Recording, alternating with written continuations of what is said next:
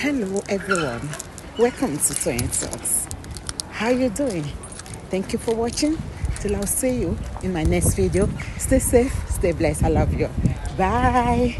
Mo fi gbá idẹ níwèé lóòótọ́ èèyàn lè máa jẹ́ o bẹ̀rẹ̀ wọ́n lè ti àwọn náà bẹ̀rẹ̀ ní 2004 ní ìṣù yẹn ṣẹlẹ̀ ẹ̀ tó ṣẹlẹ̀ sí kọ́sọ́mà mi gangan ni ẹni àbúrò former Lagos State government ẹni bàbá yẹn ta dán ẹni ó pàdé àwọn ẹni ẹlọ sẹ́wọ̀n padà náà ni wọ́n ní ẹ fi mọ́tò gba wọn wè ọ̀rọ̀ yẹn ṣẹlẹ̀ ní sáà ìdójú ẹgbàá rẹ̀ ti ṣẹlẹ̀ mo wà rí ẹ̀sọ̀ wọn yẹn bàbá sì jẹ́ kọ́tẹ́mi kọ̀ bẹ́ẹ̀ sọ yọ̀ rí pé ẹ má yẹn kán ọ̀nà bàbá yẹn kéré o ẹjọ ẹ̀kọ́ tó àwọn tó ń ṣe ìjọsìn bàbá yẹn kò yẹ tán lè kọ́ yẹn bàbá yẹn kọ́ lè máa sọ ẹ̀kọ́ nípa bàbá yẹn bẹ́ẹ̀ yẹn ṣé gbogbo nǹkan tí gbogbo wọn dá náà sọ yẹn ṣé bàbá yẹn bó ṣe wà yẹn ó ní kwẹ́sàn kan èyí mẹ́gbẹ́ kwẹ́sàn bàbá yẹn máa fi na gbogbo wọn pàtó máa dá ẹ̀kọ́ nígbà tẹ́mi kọ́ mọ̀lẹ́ ọ̀rọ̀ wọ̀ táwọn sọ láti jọjọ yẹn pé bàbá yẹn kò ṣe tán lè kọ́ yẹn kéré jù báyẹn má bínú Ọlọ́run fún wa ṣe o gbogbo ọdún orí ń jà fún lágbà Ọlọ́run gbọ́ ànífọmọdé o kò ṣe fẹ́ẹ́ lókàn tẹ́mi kan ìgbé sọ bẹ́ẹ̀ lórí ẹ̀ náà. Brother Unity Allah. Brother Unity, ẹ má bínú sá. Mo gbọ́ tẹ́ sọ̀rọ̀ pé tán bá dé high court nísìn. Bẹ́ẹ̀ni. Yes, question tí mo fẹ́ béèrè ni pé ẹ má bínú sá. Mi bínú a ti wà ní inquest nísìn fún odidi ọdún kan. Bẹ́ẹ̀ni. Sorry sir. Ta gọgọgọgọgọ náà fẹ́ charge sí high court. So far so good. Ta lẹ rí tí inquest ti ń fún wa ní green light pé òun fẹ́ charge sí high court. Ẹ jẹ́ ká sọ̀tọ̀ fúnra wa ń bì báyìí. Ta lẹ ní náà. Ẹ kì í sọ̀rọ̀ kan. Èmi ò sọ pé gbogbo ibi tán fáǹsì mi lọ pé bóyá wọ́n gọ̀ kó wọ́n.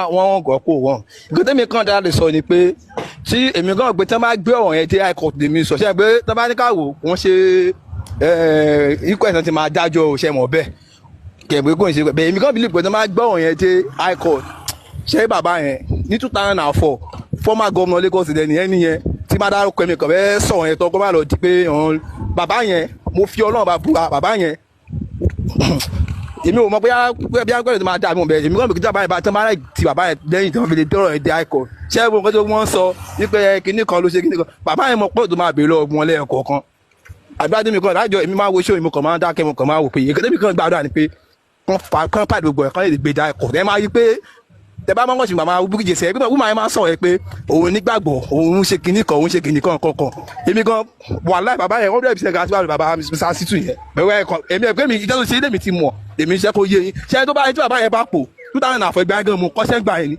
kọ́sọ́mù ọ̀gá mi yẹn ni ó wa mọ́tò gba wọn wè lójú ẹlẹ́gba ilé epo kọ́ọ̀rìn kan wà lójú ẹlẹ́gba ilé epo kọ́ọ̀rìn kan báyìí wà níwájú ẹlẹ́gba máa gba mọ́tò pààyàn àbúrò former governor Lagos rẹ ni mo ìdáwọ́kọ máa gbẹ mi kàn bẹ́ẹ̀ dáwọ́kọ mi báyìí bàbá yẹn ló dúró tọ̀ pẹ̀lú gbogbo báyìí ti lágbára pé àwọn ọmọ ìyá wọn lọ gọ́vnọ̀ kìíní kan bàbá yẹn rẹ̀ ni ẹ lọ sẹ́wọ̀n mo fi Ọlọ́run bá bú wa èmi ò bẹ́ẹ̀ máa gbọ́ ọ̀rẹ́ kan àbí ọmọ èmi gbọ́ máa fi dákọ̀ pẹ̀lú bàbá yẹn wàláì mo fi òun fogbọ́n ẹgbàgbé bàbá yẹn máa gbájọ́ sí fún yín wàláì tàláì kò sí nǹkan tí èèyàn lè sọ tí wọ́n mọ́ pa bàbá yẹn kòtẹ́ èmi ò mọ̀ bí wọ́n máa gbèrò àbí wọ́n ní gbèrò gbẹ̀gbẹ̀ àbí àti mọ́gbà pé kọ́jà gbọ́rọ̀ yẹn dé àìkọ̀tún yẹn kí wọ́n kọjá bàbá yẹn máa ṣe bí bàbá yẹn máa ṣe àbíkò ṣe ìgbàlẹ̀ kí wọ́n máa mú bàbá yẹn mọ̀ ṣe sí ìgbàlẹ̀ mi mọ̀ pa bàbá yẹn nìkan kàn sọ fún yín yẹn lọ́dún ṣe tẹ́mi ti witness lórí ni ṣùgbọ́n ìjẹ́ nìyẹn.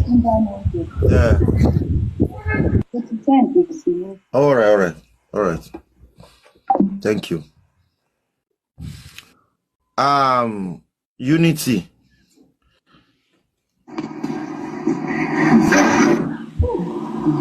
Mr. Biggs. Mr. Mo. Oh, hello. Mo nínú kámẹ́rà yìí. Ṣé gbọ́? Hello. Mr. Biggs. Mr. Mo. Tí corona inquest fẹ́ charge sí court. Òun náà lèmi náà wà láì ọ̀rọ̀ tó béèrè ẹ ló jẹ́ kémi gan sense brain ni. Yeah, àrífà nǹkan tí mo ṣe ń sọ náà nìyẹn ni pé lẹ́dẹ̀ wọn máa kò sí ní wọn máa láti níbi tọrọ yẹn. Wọ́n fẹ́ charge sí court bẹ́ẹ̀ yìí ṣe rí ní àtọ̀dún kan ta ló lọ court. Bọ́dà láti ẹni ṣe mi sọ. Ẹ ó dọ̀jọ́ àlọ́ unity alájò one by one please. Bọ́dà láti kò sí bí kéèsì ṣe lè máa lọ they are going to pin it on somebody. Now, whether they pin it on the right person or the wrong person, then there will now be a kind of a case of appeal for whoever. On kan lè pin ẹ lórí èèyàn kan kó wá sẹ́ pé kíní content má ṣe pin wọn just like nǹkan tí àwọn paleontologists àdúgbò wọn torí kan ẹ̀ ló sọ. ṣe fẹ́ pin ẹ̀ sórí prime boy àbí. ẹ jẹ́ kán pin tó bá pòun náà fẹ́ pin ẹ̀ lẹ́nu ẹ jẹ́ kán pin ẹ̀ there will be a right for appeal fún prime boy láti lọ sí kínní ibi tí gbogbo wa dẹ̀ tó ti máa lọ pàdé nìyẹn ibi tí gbogbo wa máa tún ti wá lọ pàdé nìyẹn whether they pin it on prime boy or not prime ṣe pé wọ́n ṣàlọ́ rojọ́ ẹ̀ ní kóòtù pé prime boy ni wọn kàn di corona inquest ò ní right láti sọ pé kàn lọ ṣèdájọ́ fún prime pé fún ẹ̀sùn. Sorry sir, Alpha and Omega, sorry sir. Sherry, so far the little findings I have done about corona inquest àtàwọn question tèmi ti béèrè. Sherry, whatever they gathered here, tọ́n bá ti gbé lọ sí court, it is the fact. Kò kì í ṣe nǹkan tó fẹ́ ṣe níṣe àwa gẹ̀tẹ̀lé ó yẹ jẹ́ káwa náà tún wádìí eléyìí ẹ jẹ́ káwa náà tún wádìí eléyìí ẹ jẹ́ ká wádìí eléyìí ẹ jẹ́ káwa náà tún ṣe findings eléyìí you understand it is the fact that is why they call it the fact findings whatever write up tí corona inquest bá submit sórí table judge tó fẹ́ give justice òun ni judge yẹn fẹ́ ṣiṣẹ́ lé lórí o ó dàbí ìgbà tí IPO bá kọ̀wé tó gbé lọ sí kóòtù ó máa ní gravity o. At this fact finding court, if we fail to bring out the right suspect níbẹ̀ yẹn ẹ jẹ́ ká gbàgbé bóyá ń ṣẹlẹ̀ gbogbo eléyìí tó ń pariwo high court no high court no high court things might not work the way we want it. Okay, ẹ jẹ́ ká wo from this angle. Kí ni reason tí corona inquest ti fi ń sọ fún yín pé òun ò ní welcome any visual evidence from social media? Kí ni reason tí wọ́n fi sọ pé okay this case wọ́n fẹ́ máa ṣe behind closed door tí wọ́n ready láti jẹ́ kí press kankan present? This is a global case tó yẹ pé tó bá wọ inquest ó yẹ kí camera wà everywhere kí gbogbo àgbáyé máa wo nǹkan tó ń ṣẹlẹ̀ ni. Kí ni reason tó fi ní all these things should be done behind closed door? Ìgbà tí corona inquest to welcome any visual evidence from media kí ni assurance gbé tán bá dé higher court ṣe fẹ́ kàn throw away file corona inquest because if they are to reopen the case and start the investigation the way you sound where the table will turn around definitely they are going to put away gbogbo evidence to wala the inquest for them to work on their own and èmi àpàdà rí bí gbàgbé pé we waste how many years ní corona inquest without giving anything.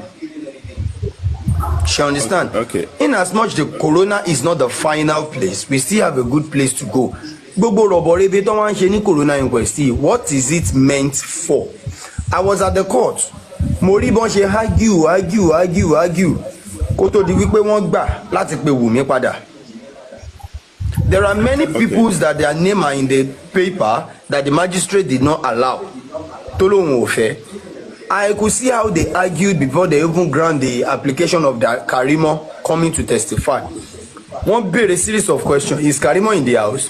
They said no. Then why do you think we should call Karimo? Why do you think we should call this one? What is the use of this one? You understand? They call on the IPO. The IPO failed to come. Over 6-7 times they've called on the IPO. Tí ò dáhùn. Ṣé nìkan kọjá òfin? Okay. Boy, má jẹ́ ká gbàgbé wípé at the same time this same set of people wọ́n call on Prime Boy for a day by tó fi place there wanted. So for how long do you think this hanky-panky game will last? Hold on, Arifa. Arifa, let me just establish this. Okay, Mr. K has been accused from corona inquest and he's going to be taken to the High Court. Now, while the judge is sitting down, will the judge now say, okay, Mr. K, I mean, you've been accused of so, would that allow Mr. K or the lawyer of Mr. K or whoever that is representing Mr. K legally to now say, okay, my lord, Mr. K, as has been rightly accused, is not guilty of this offense. Will Mr. K not be allowed to talk to explain his right of his own side of his story?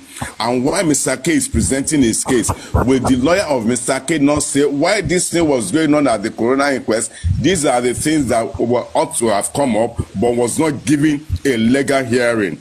And as a result of it, my Lord, I want a situation whereby so from so.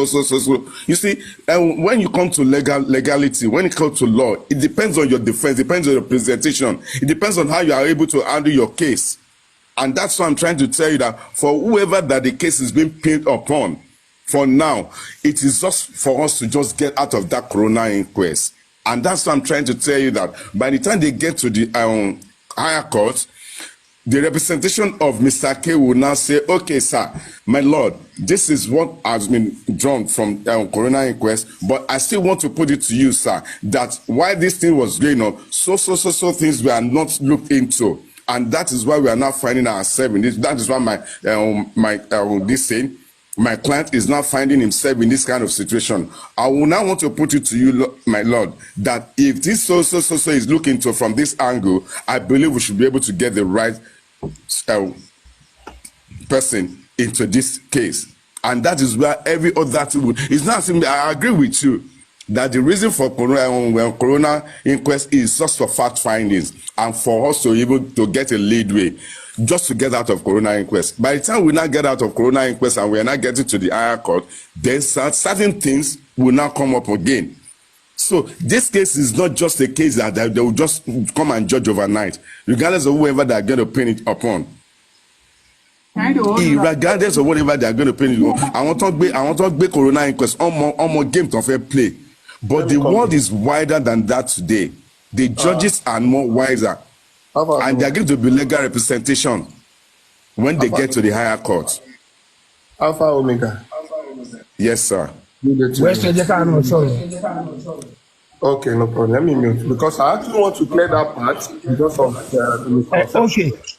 I want to establish the fact that nurse fún lábẹ́rẹ́. Nurse ló máa di gbogbo ẹrù yẹn lé lórí. No. Wait, no àti pin here. Whoever come back pin lórí. Let Westo talk. You see, they are not going to pin it on anybody, not even anybody. They are only going to write a recommendation. That's from Corona Court that having investigated this matter for so numbers of days, these are our recommendations based on our findings. They will just list it out.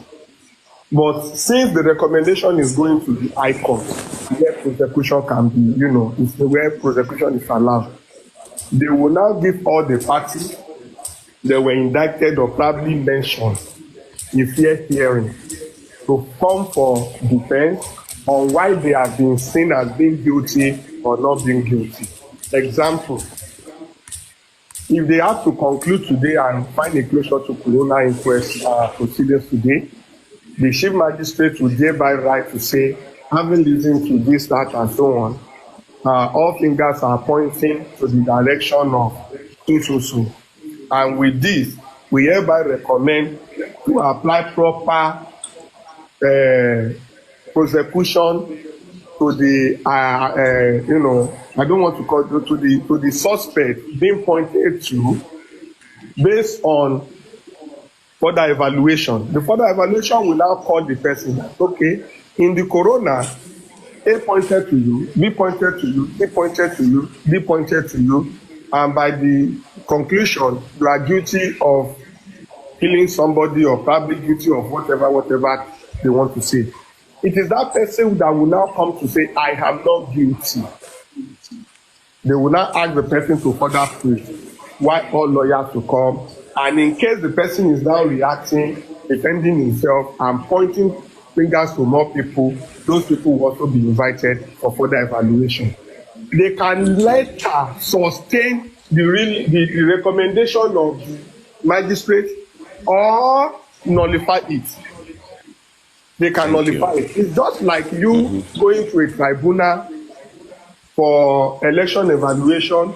Tribunal might come to say, no, the PDP winner is not the winner. APC should be given, the return ticket. Then they go to appeal. Appeal will say they sustain it. They go to Supreme. Supreme will say, due to other lapses, the winner remain the winner. But the one that the appeal is talking about to say that they should give to the loser is not sustained. The Supreme can nullify it. So whatever magistrate is going to recommend, High Court, criminal court can nullify it, and they can also sustain it based on their further findings.